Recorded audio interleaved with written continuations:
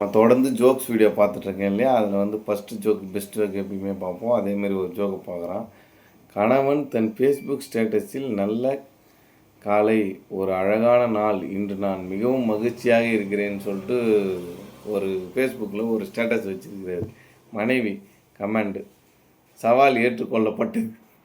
கொஞ்ச நேரம் நிம்மதியாக இருந்தால் பொறுக்காதவங்களுக்குலாம் அப்படின்ற மாதிரி இருக்குது. எதுக்கு ஸ்டேட்டஸ் வைக்கணும், அவன் பாட்டு நிம்மதியாக இருந்திருக்கலாமே. ஐயோ, எந்த புக்கை பார்த்தாலும் தூக்கமாக வருது. இந்த ஃபேஸ்புக்கை பார்த்தா மட்டும் தூக்கமே வரமாட்டேங்கிறான். அடுத்த ஜோக் பார்க்கலாம் நம்ம. திருமணம் முடிந்த பின், இது கொஞ்சம் பெருசாக இருக்குது, பார்ப்போம். எனக்கே புரியல. திருமணம் முடிந்து மணப்பெண் மாப்பிள்ளை வீட்டிற்கு செல்ல தயாராகி கண்களில் கண்ணீருடன் புறப்படுகிறாள். அப்போது அதை பார்த்து கொண்டிருந்த ஒரு சிறுவன் அவன் தந்தையிடம் கேட்கிறான். மகன், அப்பா, ஏன் அந்த கல்யாண பெண் அழுகிறாள்?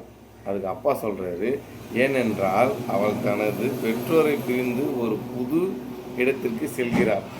அதனால் அவங்க அழுகுறாங்க கஷ்டப்பட்டு. மகன், அப்போ அந்த மணமகன் ஏன் அழவில்லை? அப்பா, அவன் நாளையிலிருந்து தினமும் அழுவான், அதனால் இன்னைக்கு அழலையா? கரெக்டு தான் இல்லை? அடுத்து ஜோக் பார்க்கலாம். பர்ஸில் உள்ள காசு எல்லாம் பிடிங்கிட்டு ஒரு புது காலி பர்ஸ் கொடுப்பான் பாரு, அவன் தான் நகை கடைக்காரனா. கரெக்டு.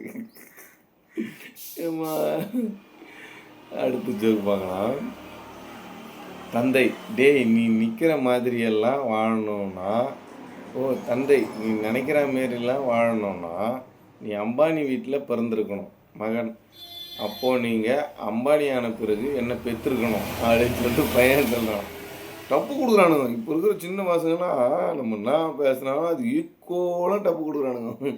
அடுத்து ஜோக்கு அதே மாதிரி ஜோக்கு. பாட்டி, டேய், உங்கள் மிஸ் வராங்க, ஓடி போய் ஒளிஞ்சிக்கிட. இது தெரிஞ்சிருக்கேன் எல்லாருக்கும், அதனால் இதை கட் பண்ணிட்டு அடுத்த ஜோக்கு போயிடலாம். இனிமே ஜென்மத்துக்கும் திருப்பி போகக்கூடாதுன்னு நினைச்சாலும் ரோசம் கெட்டு போகிற இடம். இனிமேல் ஜென்மத்துக்கும் திரும்பி போகக்கூடாதுன்னு நினச்சா கூட ரோசம் கெட்டு போகிற இடம். ஒன்று மாமியார் வீடு, இன்னொன்று ஃபேஸ்புக்கு. சோசியல் மீடியாவில் யாராலையும் போகாமல் இப்போ இருக்கிற காலகட்டத்தில் இருக்க முடியாது. ஃபஸ்ட்டு வாழ்ந்தாங்க, ஆனால் இப்போ இருக்கிற காலகட்டத்தில் இருக்க முடியாது.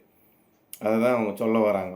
ஆனால் அதெல்லாம் இல்லாமல் இருக்கும்போது கொஞ்சம் மைண்டு கொஞ்சம் ஃப்ரீயாக வேலை செய்யும். அடுத்த ஜோக்கு பார்க்கலாம். மகன், கணக்கு பாடம் சொல்லித்தாங்கப்பா. அப்பா, எனக்கு கணக்கு தெரியாதுப்பா, எங்கள் அப்பா அம்மா என்னை படிக்க வைக்கல அப்படின்னு சொல்லிட்டு சொல்கிறாரு. மகன், உனக்கு மட்டும் எவ்வளோ நல்லா அப்பா அம்மா கிடைச்சிருக்காங்க அப்படின்னு சொல்லிட்டு பையன் சொல்கிறான். படிக்க வைக்கிறது ஒரு குத்தமாங்க. நம்மக்கிட்ட கார்டு இருந்தால் எடுத்துக்குவாங்க, ரூபாய் இருந்தால் புரிஞ்சுப்பாங்க, படிப்பை மட்டும் யாராலையும் எடுத்துக்கவே முடியாது. அதானே கரெக்டு? அடுத்த ஜோக்கு பார்க்கலாம். குழந்தை, அம்மா ஏன் காந்தி தாத்தாவுக்கு முடியே இல்லை? அம்மா, உண்மை பேசுகிறவங்களுக்கு முடியே இருக்காதான். குழந்தை, அதான் பெண்களுக்கு எல்லாம் இவ்வளோ நீளமாக முடி இருக்குதா? இது நேற்றே பார்த்துட்டு முழுகுது, அதனால் அக்யூரேட்டாக கட் பண்ணிட்டு அடுத்த ஜோக்கு போயிடுவோம். மகிழ்ச்சியான மணமகனுக்கு மன வாழ்க்கைக்கு தேவையான 3 வழிகள். இது பார்த்துட்டோம். அடுத்த ஜோக்கு பார்க்கலாம். லாஸ்ட் ஜோக்கு பெஸ்ட் ஜோக்காக பார்த்தா தான் கொஞ்சம் சிச்சினே போக முடியும் இல்லை? ஆன்ட்டி, அம்மா ஒரு பாத்திராச்சு. இது அடுத்த ஜோக்கு.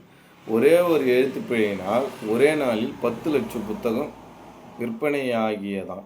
ஒரே ஒரு எழுத்து பிழையினால், எழுத்து கரெக்டாக விற்பனையாக, அதில் ஒரு நியாயம் இருக்குது. எழுத்து பிழையினாலா என்னன்னு பார்க்கலாம். அடுத்து, how to change your life என்பதற்கு பதிலாக how to change your wife அப்படின்னு சொல்லிட்டு என்று அச்சடிக்கப்பட்டதுனால காரணமாக அதனாலேயாப்பா 10 லட்சம் புக்கு சேல் ஆகிருக்குது. ஐயோ, பயங்கரமான ஜோக்கு. லாஸ்ட் ஜோக்கு இந்த வீடியோ இதோட முடியுது. Thank you to all. தொடர்ந்து பார்ப்போம். பாய்.